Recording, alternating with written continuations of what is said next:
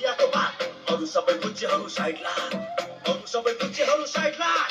अरु सबै बुच्चीहरू साइड ला साइड ला साइड ला साइड ला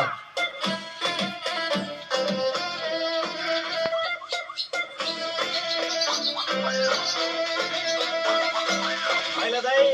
हजुर के छ केटा हो हल्ली चल्ली ठिक छ दाइ दामी दामी दामी कता हो हामी पर्दियामा हो दाइ कता जानु खै पर्दियामा हो दाइ कता जानु खै 5 वर्ष लप परेको गर्लफ्रेन्ड पहिला गई 5 वर्ष लप परेको गर्लफ्रेन्ड पहिला गई मान्छे बोलाएपछि कस्तो के लाग्छ र खै